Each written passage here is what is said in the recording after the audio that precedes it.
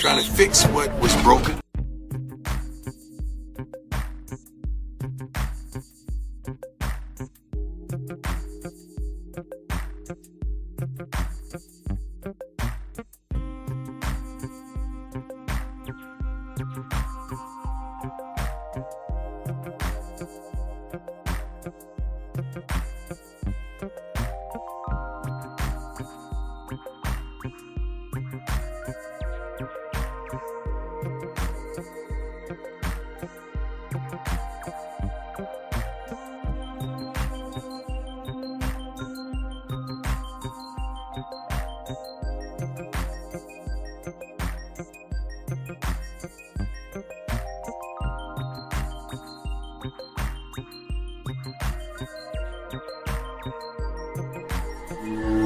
We're trying to fix what was broken last week, and we're on to this week. We're not there last week. We're past that. We just got to go out there and do what we're capable of doing. Be prepared to have no opportunity to fail. That's how you bounce back from adversity. This will be Colorado's second home game of the year, and I'm telling you, they need a big-time win. This is a football game you've got to win convincingly, and I think they will. There has been a little bit more of kind of that edge within this program. This is kickoff week from beautiful Boulder, Colorado. You got to give this crowd so much credit here at Folsom Stadium. I don't need nobody scared. I don't need nobody afraid, nobody timid. Be that dude. Everybody wants to be him. It's time to be him. Because we belong.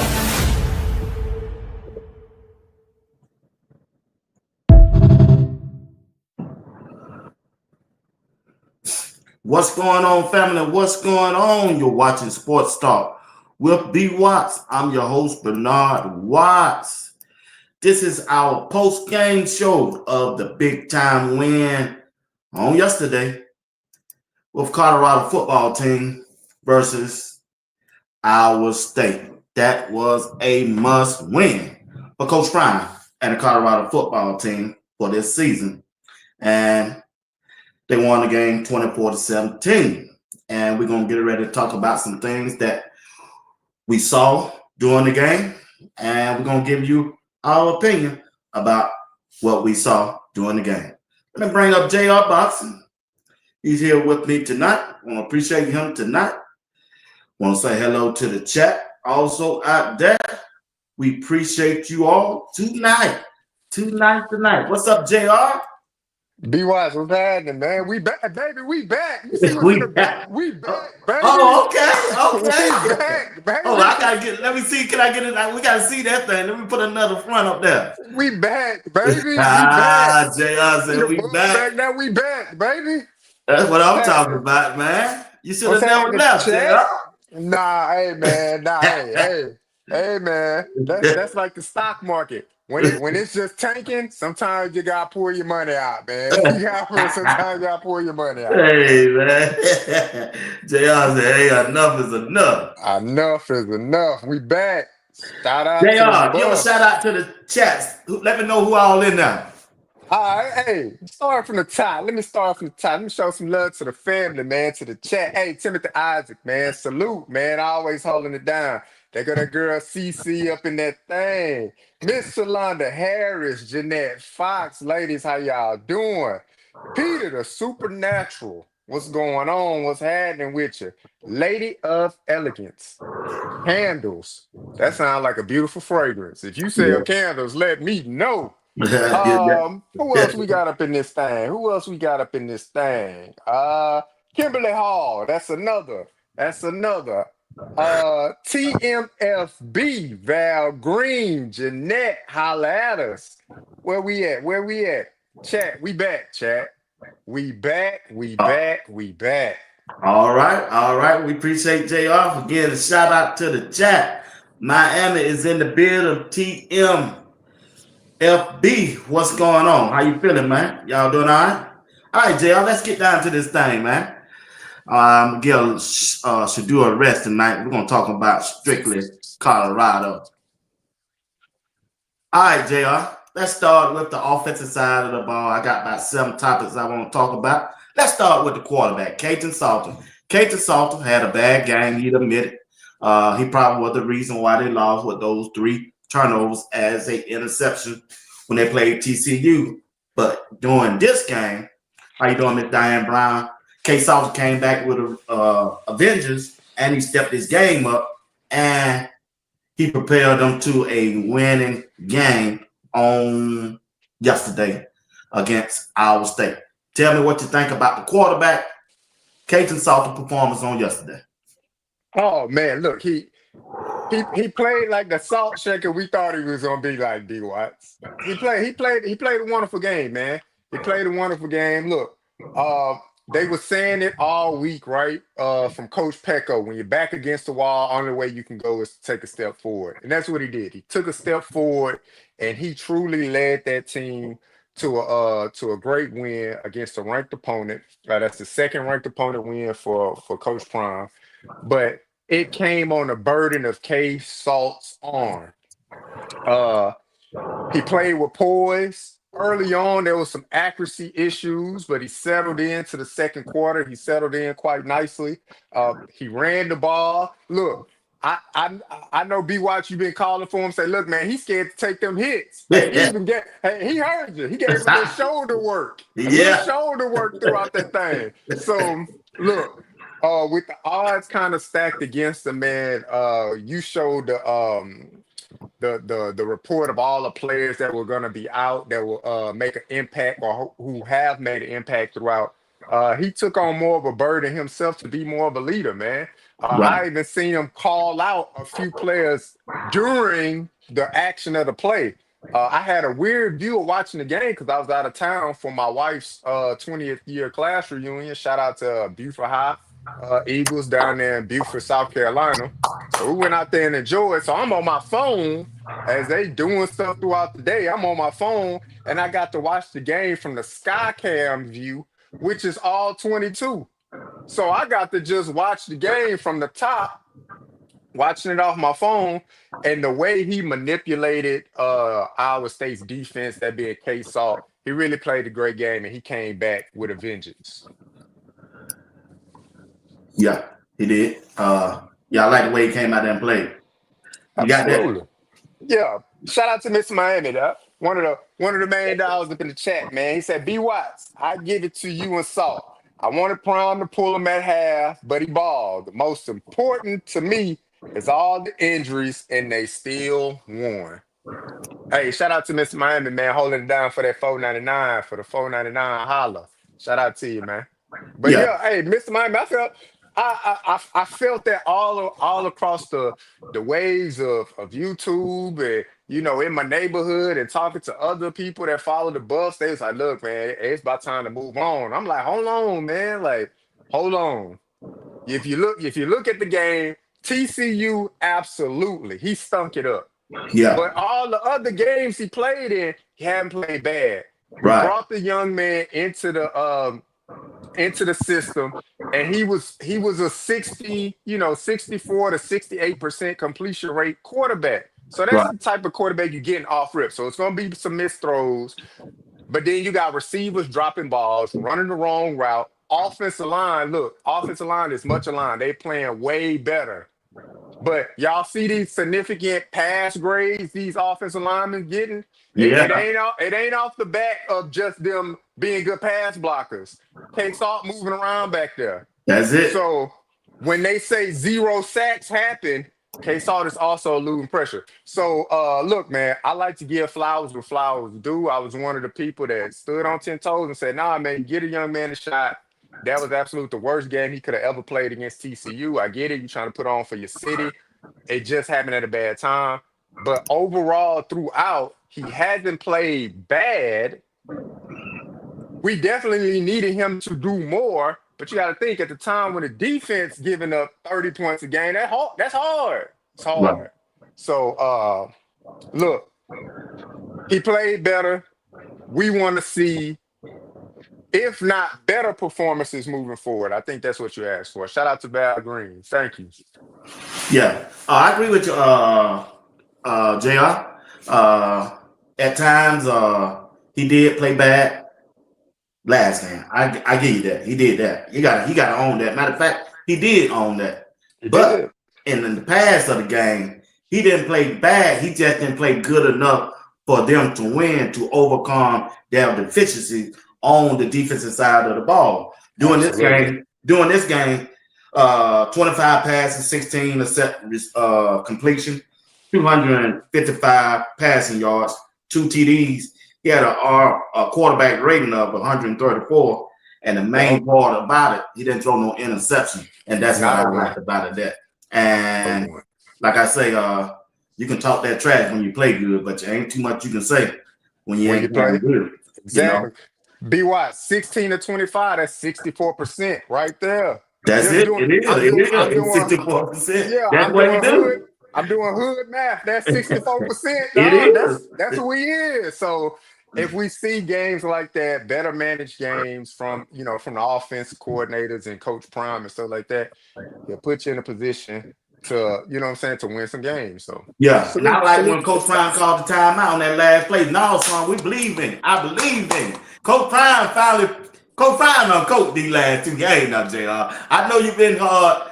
Coach Prime heard you when you told him to put that headset. I want to see that headset. Boy, it's been down the last 2 games, big dog. Coach Prime been coaching, man. He been in that head breaker. Where you how them truck drivers be? Breaker. Hey, man, what did Pat Shermer call something double reverse or something like that? Yeah, I said, what the hell? Coach Prime in that headset. What the hell going on, man? Hey, that's what I want to see though. You know what I'm saying? We're not just gonna stand by and be like, okay, they call it double reverse and we got all the momentum and this what you want to call right now? Man, Coach Prime was on his neck. Don't ever waste a play like that again. It's not the time for it, bruh. But I digress, man. Salute to Coach Prime. He coached a heck of a game for sure. He did, man. He coached. I say he finally, he don't hurt JR, because soon JR said that, boy, he went out there and said, no, I'm finna coach. I'm gonna coach y'all. He said that in the practice. Then we saw it in the game. He called that timeout, said, no, we ain't punting, we ain't running, we going for this. You make this pass, game over. I believe in you, K-Soft. I'm with you. I said, okay, Coach Prime. So, hey, it is what it is. But when we look at the running game, JR, I'm still a little disappointed, even though they did have some running backs that got some good runs. Dallin Hayden, 12 carries, 58 yards. Michael, 10 carries. He really didn't do too much for me, but he got 27 yards and a touchdown. K-Salt ran the ball 9 times with 57 yards. I think he didn't run enough. Cal Michael, I know what they're trying to do, but 5 carries, 6 yards. He had one good run, that first run. But I just think they need to go to a bell cow running back. The guy is Dallin Hayden, bro. It's that. B-Watch, you've been calling for him since the beginning of spring. You've been calling Dallin Hayden. Soon as my guy left, I know you sent that email. I know B-Watch sent that email, y'all. I'm still trying to find it. But once my guy IA left, look, you said Dallin Hayden was going to be the guy. A little injury bug got him towards the end of fall camp. So he wasn't able to come in immediately and contribute to the team, but he waited his time patiently. He kept a strong mind, strong body. And you could tell when he came in that TCU game, the way he was running. I said, he running like he letting Coach Falk know, I need touches. I need them. And so to then flip around, come back the next game and be the highest producing carrier. Coach Prime, I know you listen. I know you listen to B. Watts. Give us a running back that can get the ball at least 15 times. You was almost there. You was at 12. Give it to 15. And once you get 15, I'm going to ask for 20. This is how it goes. When you give somebody an inch, they're going to ask for a mile. So I'm going to ask for 15 carries, Coach Prime. And then once somebody get 15, I'm going to be looking for 20. But for right now, can we get a running back with 15 carries? But I was impressed with how hard they ran. Yeah. Right? Iowa State 3-3-5, that's their base defense, right? But Iowa State got ran on to the max against Cincinnati. I mean, that Cincinnati running back had about 200 yards. He was running it up. We're going to talk about that too. Iowa State was just looking to shore up a few things. And even though our running backs didn't get a lot of carries, but when they did get the carries, Michael ran hard. Dallin Hayden, your boy DH, he ran even harder to just let the coaches know y'all can trust me with this ball. And you know what happened? Not one running back put a ball on the ground, not even Monty Right. Williams. All Right. of them held onto the ball. There was no issue with that. And I love to see it, man. We just need more carries, Coach Prime. More carries. That's exactly what we need, Coach Prime. Need more carries, my big dog. We need them touches. But Dallin Hayden, running back coach, Hall of Famer. Mhm. We need to get him in the game more often. Coach Falk, get him That's 15 right, Coach carries, Falk. Coach. Yeah, that's it. Now, when you look at the wide receiver performance, Joseph Williams looking like he the guy that K-Saw either trusting or JoJo look like he's the one who's running the correct routes, because it's just hard for me to believe Cecile Brown is still getting 2 touches for 24 yards. Omarion Miller made the best of what he got, but he still ain't blocking that well. He had 3 catches for 82 yards, but JoJo 8 catches, 128 yards, 1 TD, and Omarion Miller 1 TD. I didn't see Terrell Tillman. He must be still injured, but hey, it is what it is. So what you think about the receiving corps so far in this game? TT was over there in street clothes, man. Terrell Timmons and Draylon, they was both over there in street clothes. And look, B-Watch, you called it, man. JoJo, he stepped up, and he was a matchup problem for Iowa State.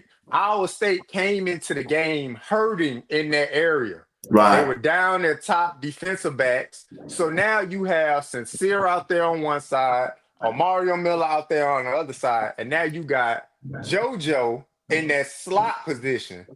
So when you start going down a pecking order of defensive backs, if you already on your 3rd and 4th guy on the outside, and then you're looking at a slot guy that may be the 5th guy, 6th guy, or maybe getting covered by a safety or a linebacker from time to time, it became a matchup problem.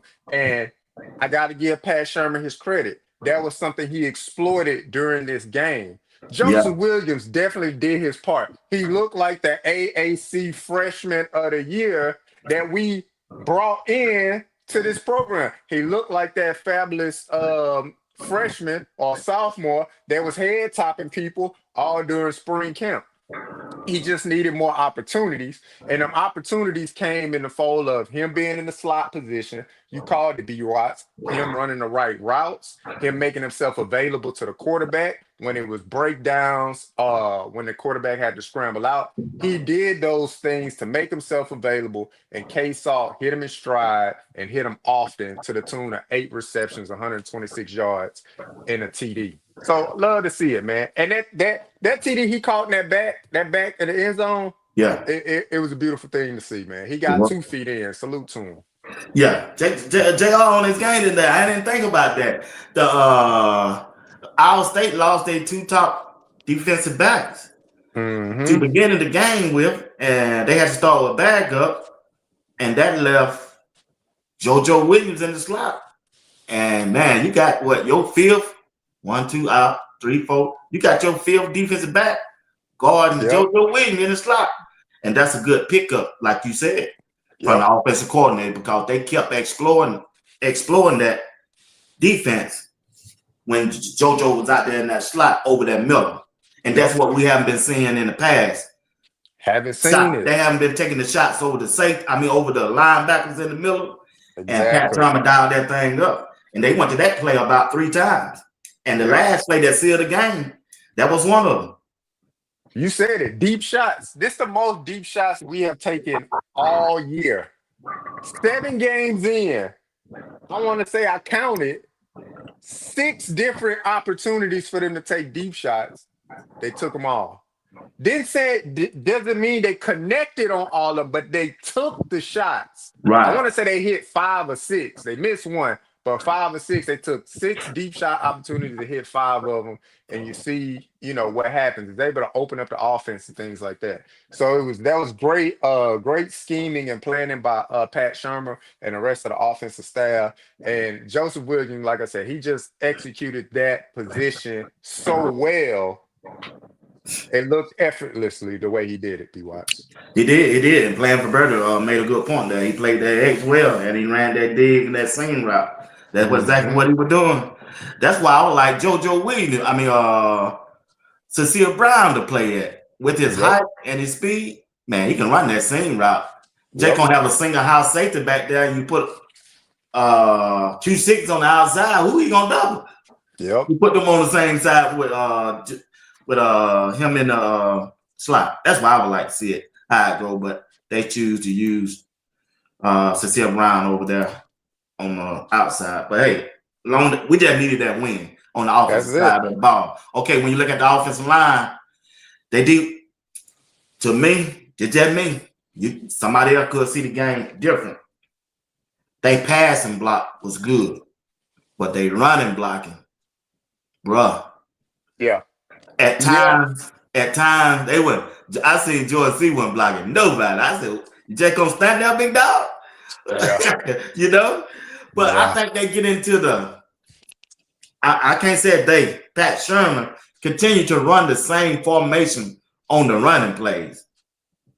Yeah. Over and over again, and you know what they're gonna do with that read option.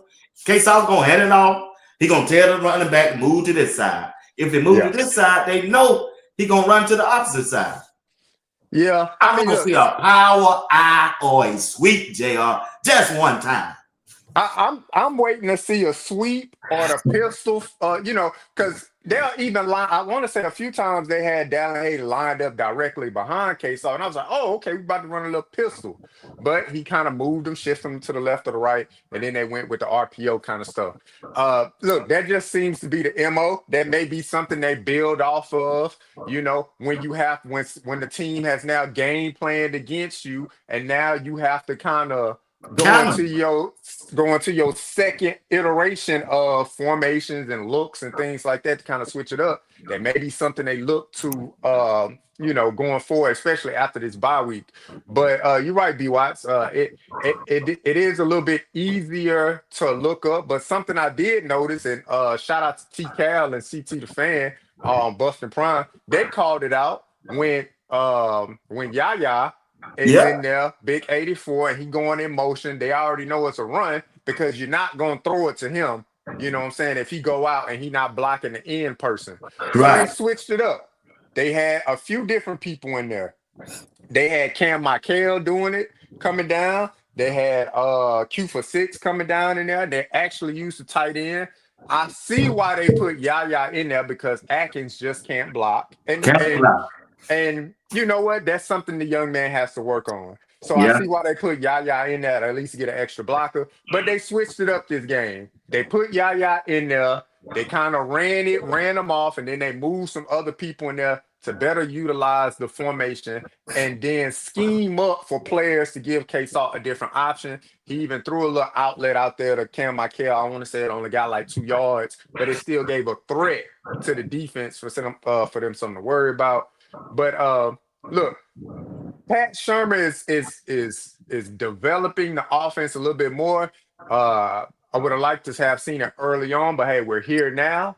And so I can see the development, whether that's the tight ends coach being up there with them and they're just kind of bouncing things off of each other. But something's happening in that offensive coordinator room, and you can see some more developing plays starting to occur, which will help benefit CU going further into the season.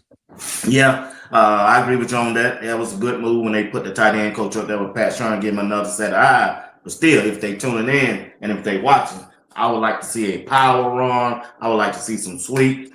Hey, what about a trap play? Can you run a trap every now and then? Give you a different look while you're off, some sweeps, powers, some dives. I mean, now we don't see enough dive, but that's a different formation, that can, as you go farther in the game, you can get a defense something different to look at instead of saying, hey, I'm going to move you back over this side. The tight end going to move with you. They know you finna come back to the opposite side every play. And then you put yourself in a difficult situation when you put yourself behind the sticks. Then you want K-Salt to make a play. And then when he don't, you're going to blame it on him. Yeah, I would say for the offense, I don't want to call out any of the offensive players by name or anything like that, but they know who they are. Some of them was getting blown off the ball during the run, doing some of the run fits. They were Oh supposed to man, be, the center man got yeah, that. What they was. the? Hey, hey, even the big man for the right guard. I I said, man, come on. I leave that up to you, man. But like I said, watching the sky cam view over the top, you can see our state kind of pushing, recreating or reestablishing an offensive line or a scrimmage line from CU. They was kind of pushing a few people back, doing some of the run plays, and we got to get better at that. So whatever blocking concept they're using, where they're supposed to be getting to the second level and getting second level defenders, double teaming, moving up to the second level, a lot of that wasn't occurring. Some of the guys kind of stumbling over their own feet per se. So you know, I would say Jordan Seaton looked real good when he pulled and When he Micah got pulled, there for yeah, that but that straight touchdown. out blocking. Yeah, No, bro, so I'm watching you.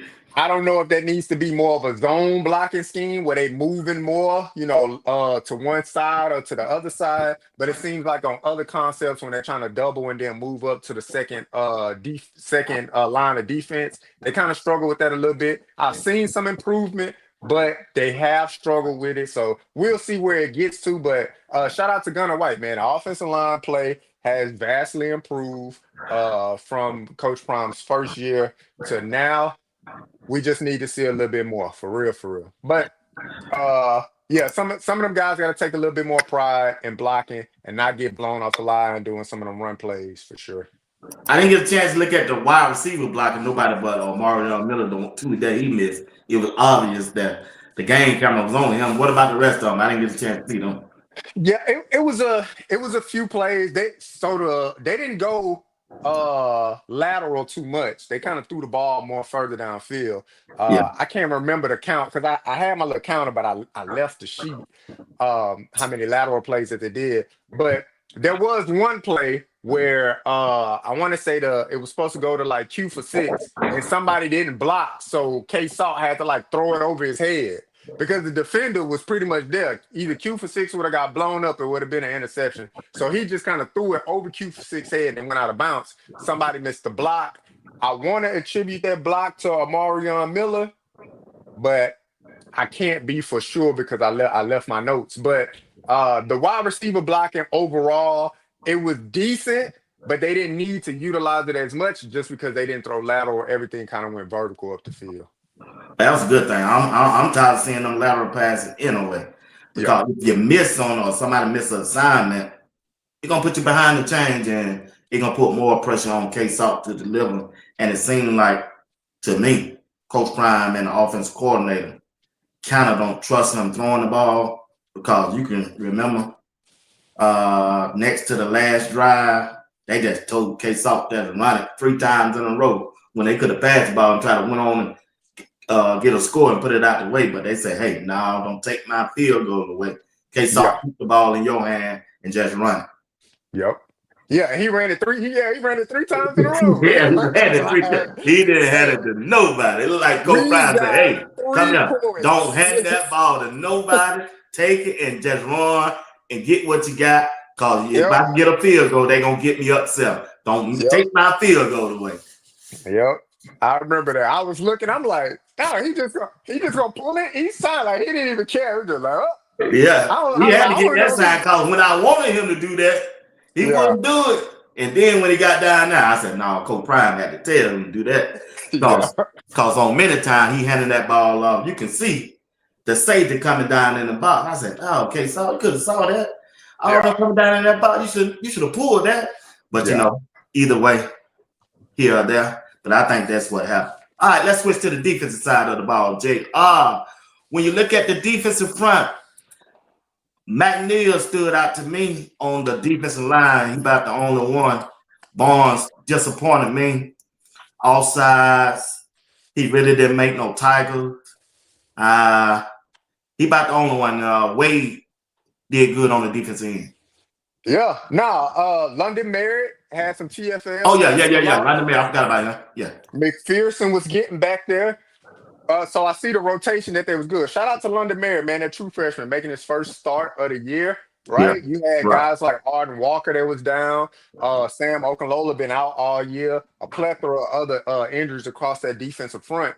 But them true freshmen stood up in the paint, man, and that twin Yeah, over there, Wade, really, really put the put a brace around Bronco Beck, because Bronco Beck he's a crafty guy, right? He's not right. known to be a true dual threat, but when he needs to run, he'll run. But I want to say CU really, the defensive linemen really stayed true to their lane, stayed true to the integrity of the defense, and did not allow Bronco Beck to become a guy that they have to worry about, because their running back was already chewing up a lot of yards. Yeah, He got yeah, 170 some yards. yeah. So you don't want to have to, Understand. you don't want to have to worry Yeah, about the running back and the yeah, quarterback. I know So it that pick your poison, right?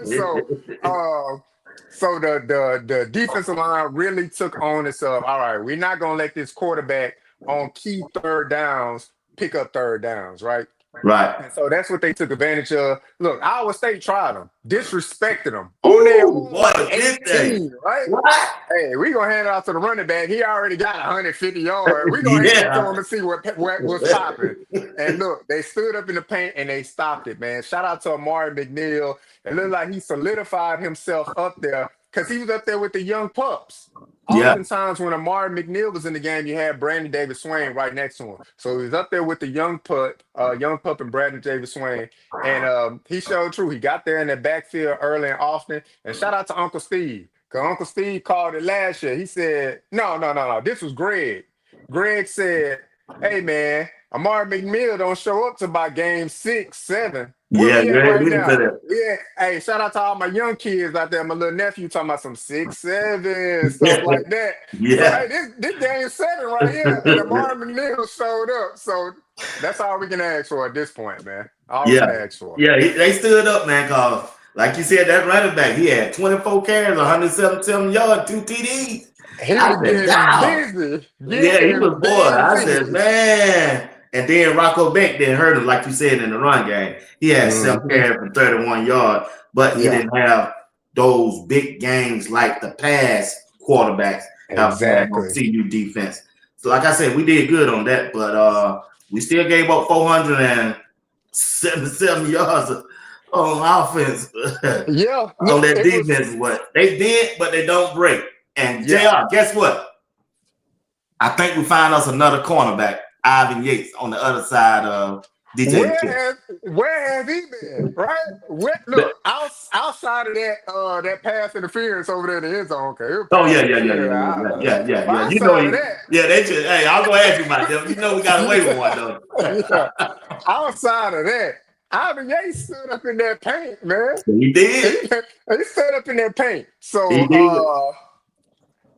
look, I don't know if that grants him more playing time on the field or whatever the case may be. But Ivan Yates was physical in the run. He came up, he made tackles. He was physical on the outside to the point of almost attributing to a pass interference. But they picked up the flag. Tafik Bayer got the interception and ran it about 15 yards up the field. But Ivan Yates was just letting Coach Prime know, hey, man, I'm here. Like, I'm one of these guys, and I'm here, and I can play. So whenever I get the opportunity to get out there, look, I got nothing to lose. And so that's how he played. He played like he had nothing to lose, and that's good. That's good because, I was a bit worried about that cornerback 2 position. And, DJ McKinney was he was giving up some yards on his side. But luckily, Yeah. Ivan Yates was able to, play a little bit better on his side of the ball, D-Watts. Yeah, I kind of look at. I don't know what's going on with DJ McKinney and Preston Hards. I don't know, man. I don't know what's going on with their game. I don't know.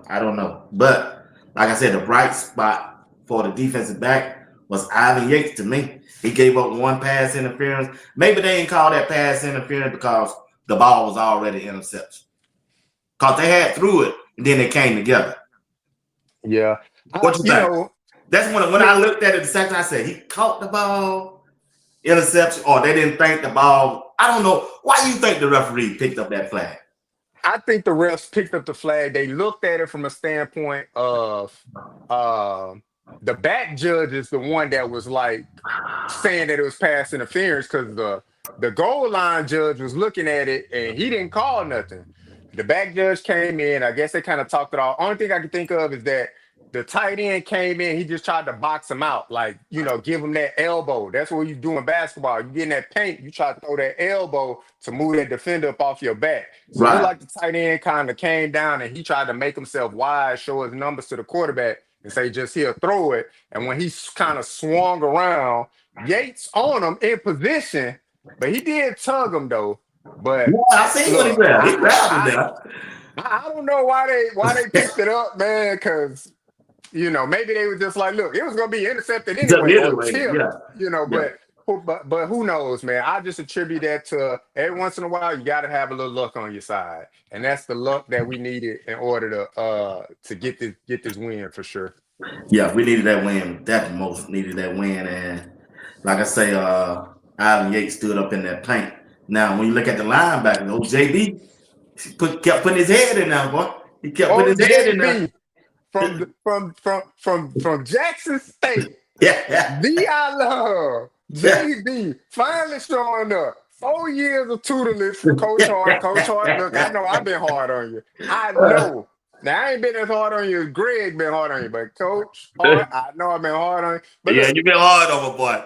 JB stood in that paint. JB looks for the contact. And that's all you can ask for, right? That's all you can ask for. JB still getting his sea legs under him. You can still see things being called out. Hughes kind of calling out things to him. Bayer kind of calling out things to him. But he's picking up on it quick. I could tell from the first game he was in this season to now, look, he picking up, he trying to find his rhythm. But JB flying around and he going to make tackles. That's what's going to happen. JB either going to be out of position and fly down the field to try to make the tackle, or he going to be in position to make the tackle. This game, he was more so in position to make tackles. So salute to JB because the learning curve has happened, right? It's a learning curve. He had to get out there, everything moving, you're trying to figure out. He got them sea legs underneath him. The learning curve has happened. And JB attributed to I think it was 10 tackles total and like 6 solo or something like that. So salute to JB, like man. That's what you want to see from your linebacker, man. You want to see your linebacker up there, 6 tackles, 7 tackles, 8 tackles. So that was good to see from JB. And hopefully that helps his confidence even more as we go further into the season with the next opponent being Utah. So salute to JB in that linebacker position, man. Yeah. And who that? The safety position. I seen your boy back out there. Oh man. Hey, what they call him? The young YC? YC, oh Ben finna say, look. Ben, I see Ben back out there. I said, oh hell, Ben done came back, boy. Ben stopped a few things from happening, man. He did that. At that last line of offense, being another one of them guys. Look, a lot of things happening. Got to get your sea legs under you. I know he started off the season, then they kind of set him down, rotated him out, whatever the case may be. But look, being like, look, I'm going to do me. I'm going to run around. I'm going to make plays. And if I'm out of position, coach, I'm out of position. But just know, I'm a try my damnedest to go make that tackle. And so that's all you can ask for, man. Ben ran around and he made them shoestring like tackles, at the end, because if not, that running back probably would have had 300 something yards. But he made them shoestring tackles, and that's all you can ask for. Fly around. Look, try to be in position more than what you can be in, but fly around and make tackles, and that's what happened. Ben made the tackles when the tackles needed to be made, and that's something we needed more so than worry about him being out of position. He made the tackle. That's all we need right now. Get better, Ben, but keep making tackles. That's what I say. Yeah, you don't know what the hell going on out there, but like I say, he just wait till the ball snap. I go right to the ball. I don't know where I'm supposed to be. Yeah, but I'm gonna get to that ball. Hey, Ben just be out there pointing pre-snap. He be out there pointing. Yeah, like you know what's going on. What is Ben pointing at? But when the ball snap, be watching, like you said, hey, all I gotta do is get to the ball now. So hey, get to the ball, make your tackle. That's what the young man did. So salute to Ben, the young YC, man. I give him credit. you stop at least 3 or 4 touchdowns from happening or big runs. So he did his thing, but stop all that placating out there, pointing like you know what you're doing. Hey. Hey, pay attention, bro. If Bayard give you a signal, I'm telling you. heed to the signal, bro. He on there jumping up and down. Hey, Yeah. hey, that damn ball wasn't going nowhere near over there. The ball coming back over there where you at, Ben. You on there, hey, get over there. They going over there. Ben, stop that, man. Stop, Just stop. bro. Stop, it, Ben. man. We Stop. know you watching, Ben. Stop, bro. Stop Yeah. that. That is not where that play was going. But somehow he run himself into a play. I don't know how, but he run himself into a play. Effort and hustle alone. Ben gonna be in the spot. He gonna be there at the end. He gonna be help there. get somebody down to the ground. That's all. Hey. That's all I need. He be putting his butt off, man. I be saying, look at Ben like he out there calling signal. Man, Taquipa Byers already don't call the defensive play, man. You know what called it. But nah, salute to Ben, man. It's Yeah, all salute to funny, Ben, man. Ben, all right, man. He had a hell of a game, Ben. Yeah. Hey, he got punked one time in the end zone. Yeah, but they That big old tight end punked him in the end zone. Yeah. I thought Ben was about to lose it. But that's when Coach Prime talk about smart, tough, discipline with character, right? Ben showed his discipline and he showed some character right there. Because I thought Ben was gonna push him back. He got up in his face, but he ain't pushing back. Yeah, he got scared. That's what it was. He got scared. That's what it was. That referee had to say. Yeah. It attributed to the kickoff, and that helped Q6. I believe Q6 got the ball to like the 40 or the 50 off that penalty. So it worked out in our favors, man. So salute to Ben. Yeah, what you think about this right here after the game?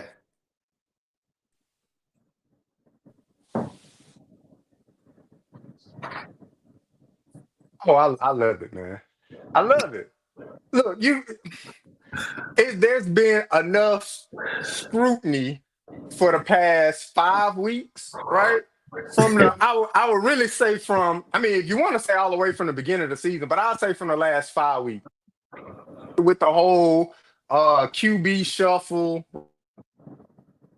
And that's when the doors really just blew off the situation. Like, you get to Houston, you get blown out by a team that we thinking we should have beat, right? But Houston undefeated, so they look like a good loss at this point. They undefeated in Big 12. But that Coach Sway's out there. I said, look at Coach Sway's up there on that stage. Coach Sway's out there. That's why I say they don't turn them out. I love it, man. I love it. I love to see it, man, because you gotta celebrate the joy. Right? Yeah. You gotta have joy in the fact of a storm. And CU was in the middle of a storm right now. Now, whether the storm is completely gone or look, the chance of precipitation has just dropped a little bit. But it was good to see Coach Swayze adapt to his surroundings. You know, when he came in, stand up. Y'all should be ashamed of this.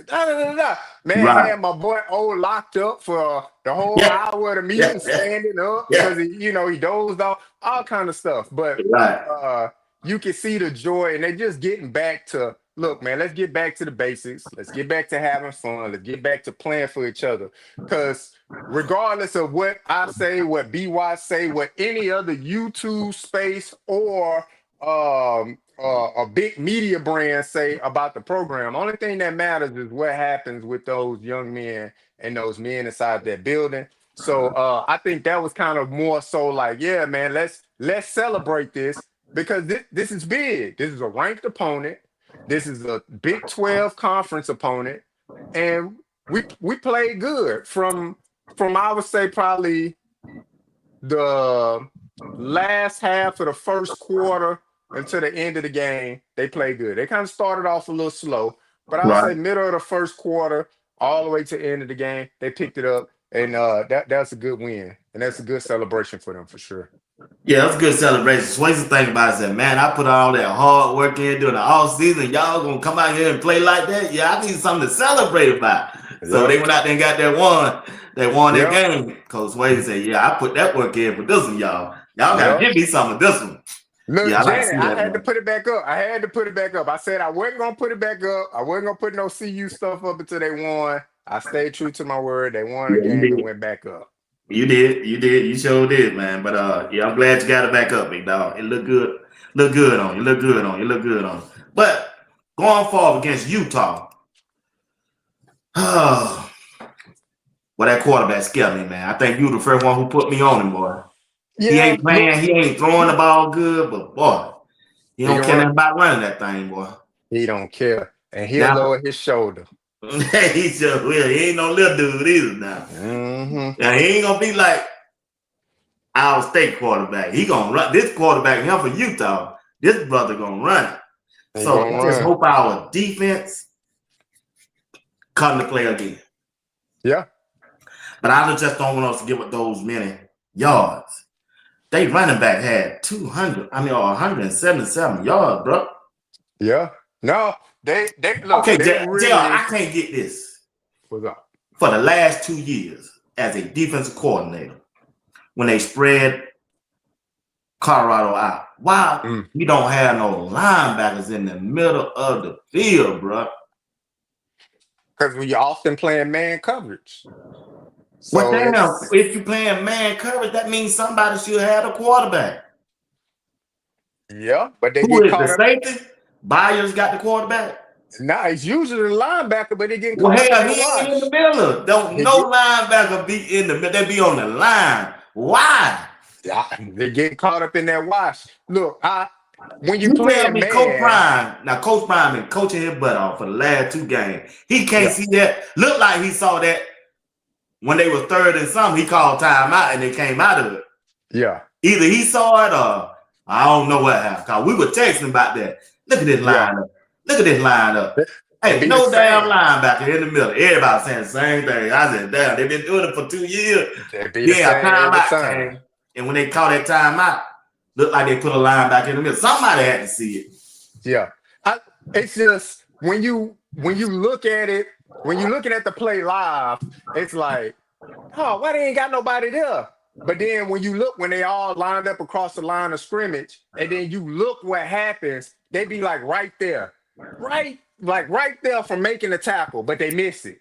Right there. And you will hear Coach Prime say it, like, a play or two here, and that changes the dynamic of the game. Yeah, because it's 3rd and 17, and somebody's supposed to make the tackle, but they just one step slow from getting there, and then the quarterback take off and run for 17, 16 yards, pick up a first down. That's a back-breaking type play. That's why you of need the a defense. linebacker to bag up the line.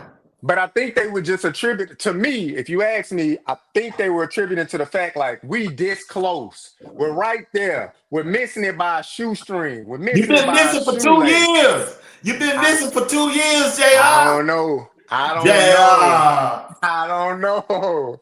But that's the only thing I can think of. Why do you keep going back to the same well if you know the water the water okay, but you like, it could be a little bit better. All I gotta really do is this. All I really gotta do is this to it. And I think that's the thought process of them putting the linebackers on the line of scrimmage. We right there. If somebody could just hold a block, if somebody could just not play selfish on the defensive line, we could get there to make the tackle or the quarterback, but they just missing it by a shoestring, a shoelace, or ankle. They missing the tackles barely. And so you keep going with it thinking you're going to break through.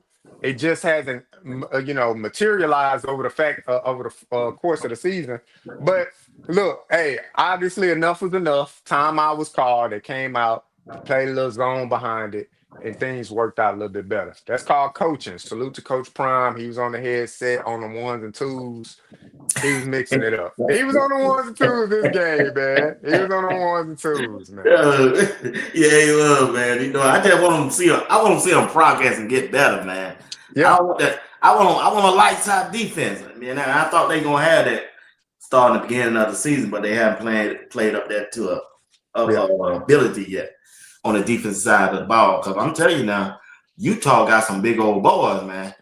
Yeah, their offensive line pretty big, man. Yeah, they got a massive offensive line. They got 2 big tight ends. They got a quarterback. He can't throw good, but he can run that ball now.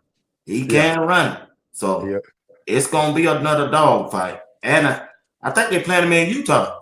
Yep, they're playing up in Utah, man. It's hard to win up there. Smaller stadium, but it's loud, man, and them fans hungry, and they want their get back from last year, the embarrassment Colorado put on Utah. Yeah. But look, I would say this: one of the things that we should not have to worry about is the Utah quarterback picking us apart. Like we Nah, he shouldn't ain't have to gonna do worry that. about that. Nah, he ain't He gonna do that. Nah, he not accurate. nah. So if these little slants and things like that, like Bronco Beck was hitting the slants, especially in Yeah. that first quarter, receivers just dropping the ball. So I'm like, like what? DJ McKinney, why are you 6 yards off, bro? They just running a slant right inside of you. Same thing, pressing hard. You 5, 6 yards off, they running the slant right inside of you. So Iowa State receivers kind of just dropped the ball. They dropped a lot of them. So that helped us. But then I think CU kind of like, all right, we need to make an adjustment, kind of need to get a little bit closer, be a little bit more physical. And then you saw a difference, right? They started going to the tight ends and things like that, Iowa State. For Utah, they probably looking at it saying like, look, we know our quarterback ain't lights out with the passing, so we can hit a few of them slants and break a few tackles and stuff like that. So that's something CU they're gonna have ample time to sure it up because you're on the bye week. So they're gonna have ample time to sure it up.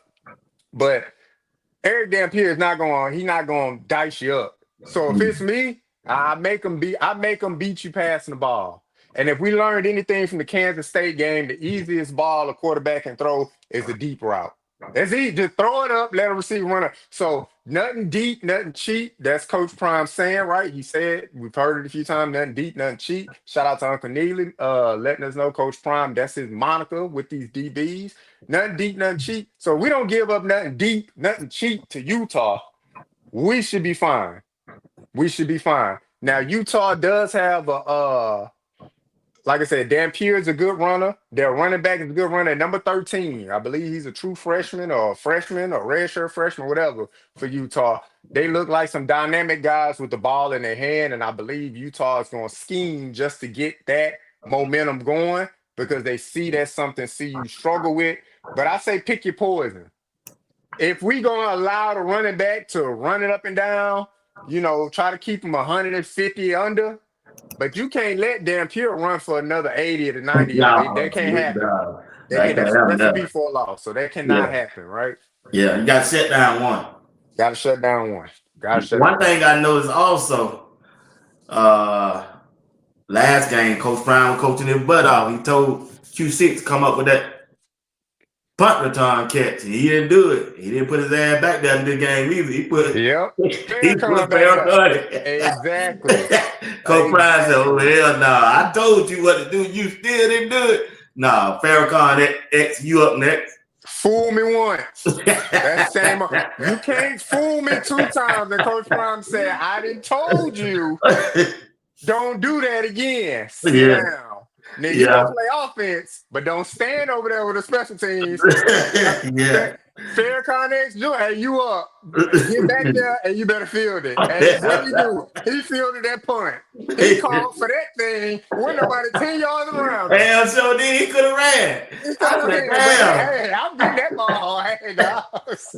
I said, come on, Farrakhan. He said, hell no. I saw what he did to Q6. Fast catch. He just kicked the ball. He damn near about to touch the ball.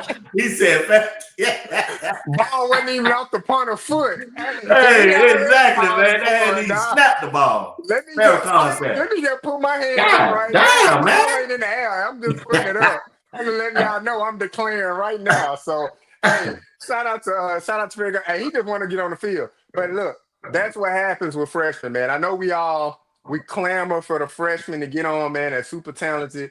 But freshmen going to be freshmen. They're going to make mistakes. They're going to make bonehead plays. You got to kind of live with it. And Coach Prime was like, well, I ain't going to live with that one again. Because that cost us a little bit during the TCU game. So you sit your behind down And if you do it, we gonna put somebody else out there. Yeah. So you better not do it. And yes, sir, coach. Oh, and then when he caught that ball, he looked like, hey, I could have ran. Yeah, right. He could have ran. He could have ran several times. I said, damn, Yeah. they ain't even kicked the ball yet. He found catch. Oh man. Oh man, he told QC, "No, your ass ain't going out there. No one. Come on, coach. No, you can get on the outlet. You play wide receiver. You ain't even go out there and do that. After I don't call a timeout and told you what to do, and you still didn't do it. Nah." Yeah. Playing with 5. Q for 6 trying to make something shake. He trying Hey, to take one back to the house. That's hey, all he trying hey, to do. that's exactly what he's trying to do, man. That's exactly what he's trying to do. What do you think about Buck Buchanan? He still ain't made no long field goal yet. Yeah, look, that was a hard situation to put him in, man. Hard situation. Look, already up against the clock. I think he had like 2 or 3 seconds to kind of, get it in. They called a timeout. That's his first kick of the year. No, he don't So, miss two. He didn't miss 2? Yeah. Oh, I only seen that's the first That's one the I second seen one him missing. attempt.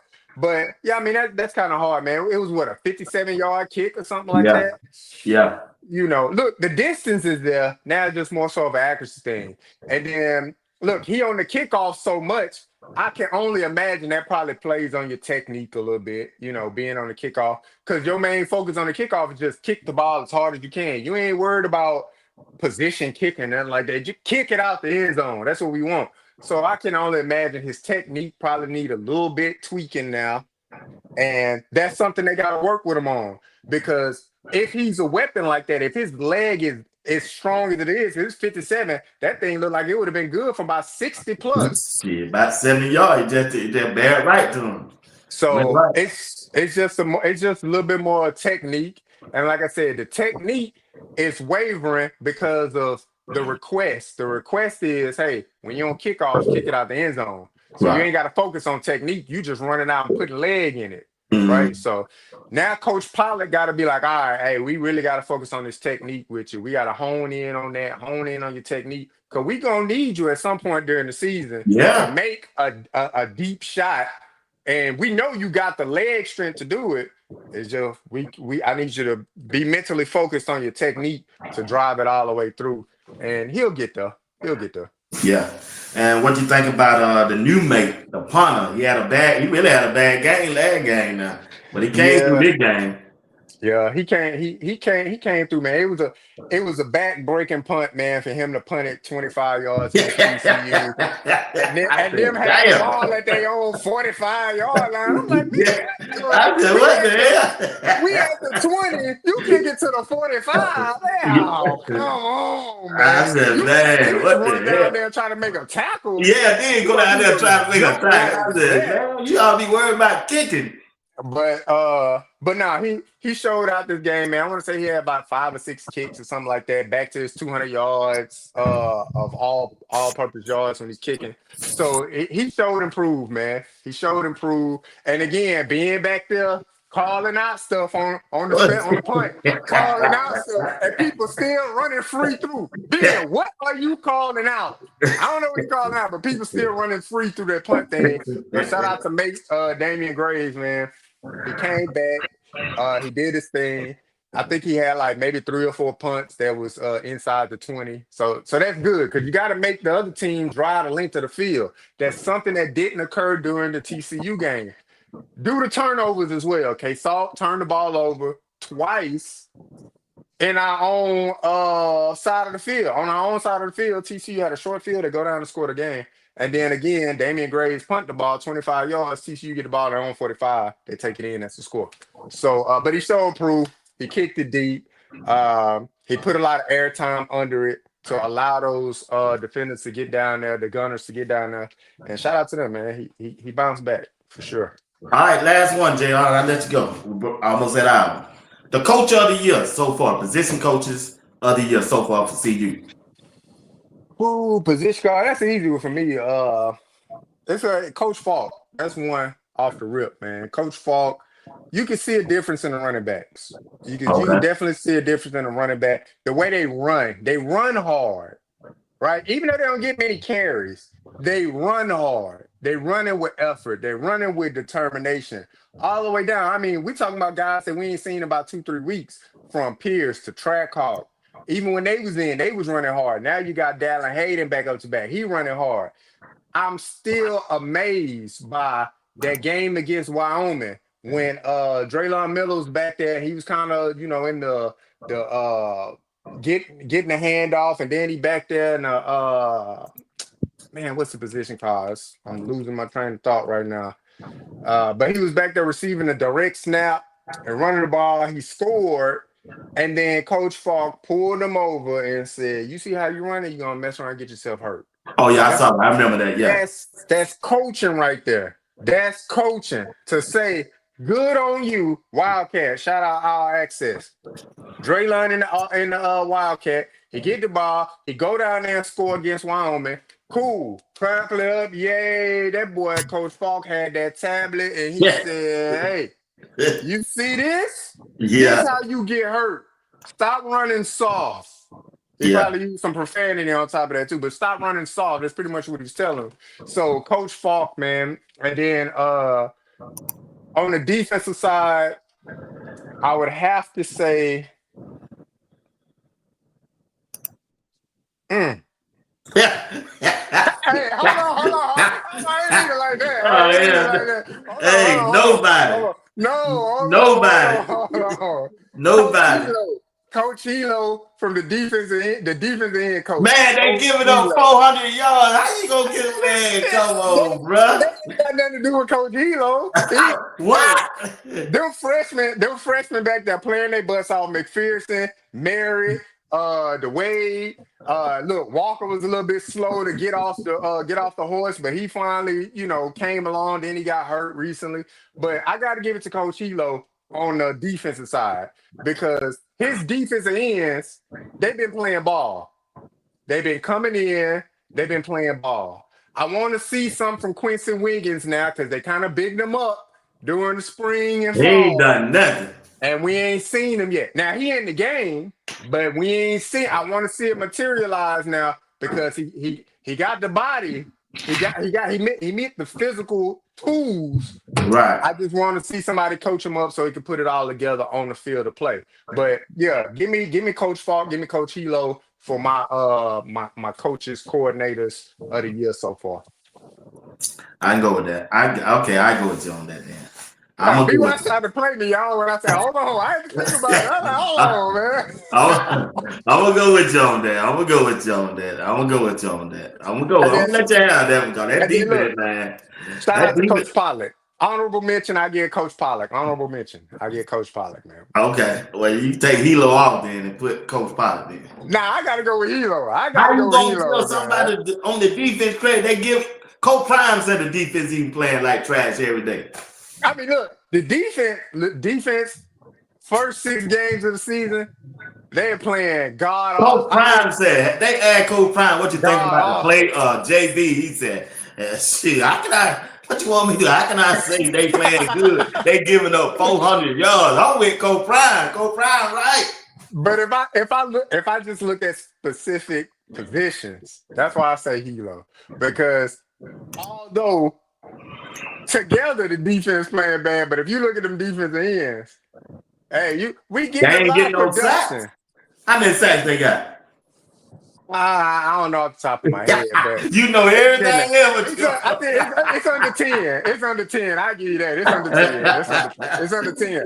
But Augustine, you hear that? Augustine, everything. Augustine. Hey, Augustine, you hear that answer?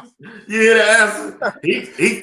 He got every answer, but I think it's under 10, y'all. But, I can't wait to Tuesday night.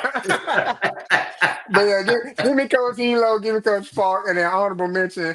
I had to go with Coach Pollard. Look at Augustine say, yes, sir. So 2 to 3. Hey, they ain't got no sack.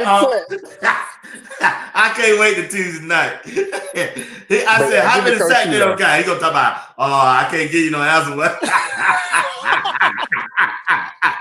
I tell you, man. He been on the game all night long for a whole hour. Then we got to that one question. He went way in. Augustine, he been killing them. I don't know why he won't kill him tonight.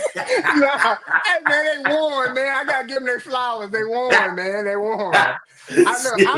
I'm not gonna be the fan that when we win to say, man, y'all could have beat them by 30. I ain't gonna do that, man. Look, it's hard enough to win. You see, James Franklin just lost his job after winning by 10, 11 games last year. Hey, you know who fired him, don't you? Ooh. You remember they fired Franklin today, right? Yep. Uncle Steve put in the group text. I don't know the way Penn State just playing. Franklin might lose his job. 8 hours later, got fired. Uncle Steve sent the Go email. back and look at the group text. He's a part of the alumni committee. Get him out of there. Uncle Steve, you ain't right. Why you calling for another black man job, Uncle Steve? That's Uncle Steve, man. You're that Penn State alumni. That's what it is. Hey, Uncle Steve said, now JR want to be a politician. JR been a damn politician. Yeah, he ain't just came there. He been one. B1 said he always down the middle. Hey, I can give you the political answer, man. Shit. Hey, I got to give it to JR. JR been on his game tonight, man. He gave y'all the stats. He gave you everything that you want until we got to that last question. He turned to the Republican. Shout out to Coach Hilo, man. Hilo guy now, man. Hey, man, that's the end of the show, man. I appreciate you tonight, JR, man. You've been a blessing. Sports Talk with B Watts tonight and the chat. You was on your A game with the stats and the numbers.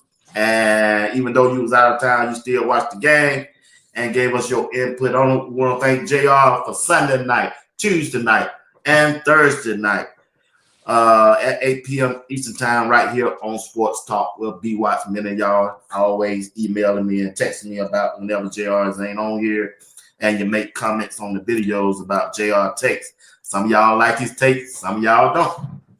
And that's the beauty of it. That's what I like.